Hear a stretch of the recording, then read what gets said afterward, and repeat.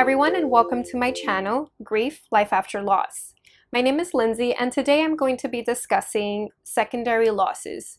In the previous weeks, we've been discussing the different types of grief because, believe it or not, there are different types of grief. And today we're going to focus on secondary losses. So you may be wondering, what's a secondary loss? Does that mean that it has less value than a primary loss? Because if there's a secondary, there has to be a primary, right? No. Secondary simply is attributed to the initial loss of your loved one. So we can experience different secondary losses. However, we're going to talk about secondary loss as it relates to the actual physical death of someone, right? So when we look at primary loss, we look at the actual death of the person.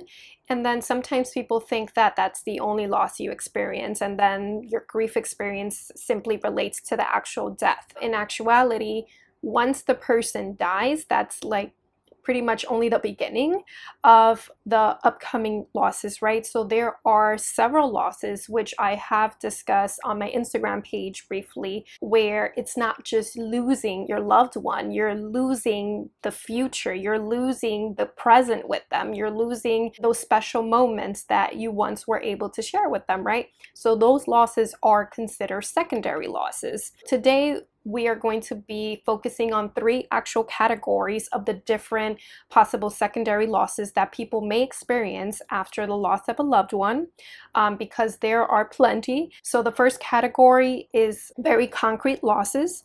So it's either the loss of income, the loss of a home, the loss of financial stability. These are things that, depending on what role your loved one had in your life, as far as these three things go, it may impact those concrete things, right? So for instance, if you had a business with your loved one and now they pass away, now you have the responsibility and the overall burden of trying to figure out, okay, what am I going to do? If you don't have insurances, if you don't have anything set in place to cover financially your own funeral expenses, that burden is often left in the hands of your loved ones. And if you're not prepared for it, then that can be a really big hit for a lot of people. I've experienced that myself. When my mom passed away, no one was expecting her to die, so we kind of had to like dish out the money very quickly from various places. No one just has a few grand just waiting just in case someone dies, even though you should. And that teaches us a lot, and we'll talk about that in a different video. Just attributing the loss of financial security. So maybe that person was the head of the household, maybe that person was able to help you with some financial responsibility, and now that they're no longer here, you're having to figure things out on yourself. So now we have the second category, which is not as concrete, but it's pretty much the loss of identity. Depending on the loss, let's say you lose a son, a parent, a child, a grandparent, a relative, a friend, depending on who is it that passed away, may or may not intensify pretty much the loss of identity. And not everyone goes through this, right? As I mentioned, everyone has their own unique grief experiences, and there's no right or wrong way. There's simply your way. The loss of identity goes back to when you no longer fit the role of that person. So for instance, if your husband passed away, you feel like, I'm no longer a wife. If your child's passed away, you're no longer a mother. So sometimes we heavily describe who we are based on our role in these people's lives, and once these people pass away or go away or die, you know, it's very difficult to adjust to life without them, right? So the role as a caregiver, I've spoken in previous videos, when let's say you have a loved one that perhaps has a chronic disease and you are taking care of them. Once they pass away, you can become so heavily involved in their life and their care needs that once they pass away, it may be difficult to adjust to life on your own without that person, because it's now like you've been so focused on this person and their care, where it's like, okay, who am I now? What am I supposed to do? What is all this time gonna do for me? It can also relate to the loss of life purpose. When my mom passed away, prior to that, you know, she had medical conditions, mental health conditions, where the main focus for many years for my brothers and I was caring for her, was making sure she was okay. So when she passed away, I was like, well, that was my purpose. She was my purpose. So now what do I do? Which tends to bring up feelings of hopelessness, and also you can lose your self-confidence. So depending how much you relied on this person, depending what role that person had in your life, maybe they were a great guidance for you, maybe anytime you had issues you would go to them. It can be difficult now that you don't have that support system, now that you don't have that guide. Just to recap, the loss of identity can relate to the loss of your role in that person's life. Also, the role as a caregiver, if you are caring for someone that is not able to care for themselves, whether because of physical or cognitive or mental health conditions. And it's also the loss of life purpose. So now you're not able to envision your life or your future without that person, which then can ultimately trigger you to have a lower self-confidence in being able to make it without that person and being able to successfully achieve the goals that perhaps you had in mind prior to that person passing away, right? So then the third category is the loss of belief system. And now this is very common to experience directly after the loss, simply because when bad things happen, if you are one that believes in God, you tend to want to point the finger at someone, right? So if your loved one passed away, who is to blame for it? If it's not disease, if it's not someone in particular, if it's not anything tangible that you're able to say it was you, you tend to look up, right? We're taught that God pretty much has control over our lives, that he's the one that decides, you know, which direction we take and so forth.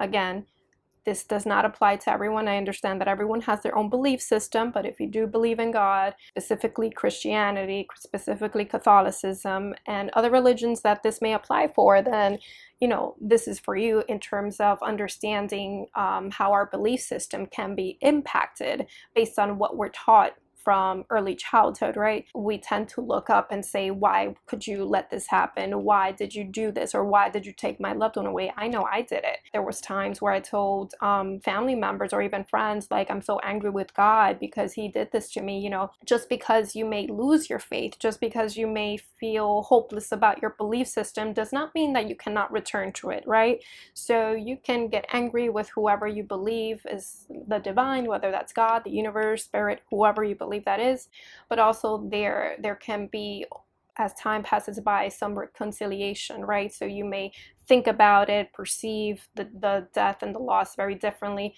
after some time has gone by, and you've been able to have those reflections and evaluations within yourself and understand, you know, at the end of the day, we're all going to die. And while we are never ready to depart from our loved ones or detach from them, ultimately we're all here as a temporary journey. What can be done when we're experiencing these secondary losses? And I will make another video regarding secondary losses as it relates to just the day-to-day losses we experience, not just the loss of someone physically. It can be other things like the loss of relationships, the loss of jobs, and so forth, but that will be made on a different video, so stay tuned. Addressing secondary losses, it can be very difficult just because there can be so many secondary losses that one person can be experiencing, so it can oftentimes feel overwhelming. There is no one solution to help fix all the secondary losses. However, being able to acknowledge and validate those losses and have awareness that this is what I'm experiencing, right? Because again, oftentimes we experience things in life and it's not until we understand and have insight as to, oh, that's what it is, oh, that's what it's called, or this is what I'm experiencing, or this is why. Understanding the why, oftentimes it doesn't necessarily make the problem go away or make the feeling go away, but it allows you to approach it from a different perspective, a perspective of understanding, a perspective of perhaps curiosity, of wanting to investigate a little bit more, evaluate yourself, and perhaps the things and emotions that come up for you, right? Another thing is being able to be patient with yourself and emotions. I know that initially this is honestly almost impossible because you just want the sadness to go away. You just want the despair to go away. You just want the anger to go away, the guilt, the remorse, everything. You just want it to go away because it's not pleasant, right? unfortunately, in order to go through grief, you need to be able to experience these emotions, but understand that just like happiness and all the good things are temporary, so are the unpleasant feelings, right? So the sadness, while it may feel like it's going to last forever, I promise you that it's not going to last forever. And as I mentioned time and time again, having a support system throughout this journey is actually one of the main things that helps you, not in the sense that it takes away your grief, but in the sense that you're able to share that grief with someone else because you feel connected. You feel like someone is listening. You feel like someone is there to hold your pain with you, not to take it away, but to hold your pain with you. So there are several support groups depending on where you are located that are very specific to the loss. So for instance, there are bereavement groups specific to adult children that have lost their parents. There are bereavement groups for parents that have lost children, for spouses that have lost their spouses, and so forth. So you can find a very specific support group. Loss is just one big category, but being able to really hone into the specific of it and relate to other people that understand your experience from a different perspective, that can also be very soothing. This is not a pretty experience. It doesn't have to be a organized experience, and it is going to take time. It's something that I know is going to be frustrating at times, overwhelming at times, but understand that you will get through this and you will survive this. So I hope you've enjoyed this information. I really want to hear from you guys. So if you found this helpful, let me know in the comment section below. Also, make sure to follow me on Instagram at lifeafterloss0322. And feel free to send me an email at lifeafterloss0322@gmail.com. Again, I am open to having conversations with anyone that wants to share their experience in one of my videos, so please do contact me if you are interested. And remember that there is no right or wrong way to experience your grief. There is only your way. Until the next.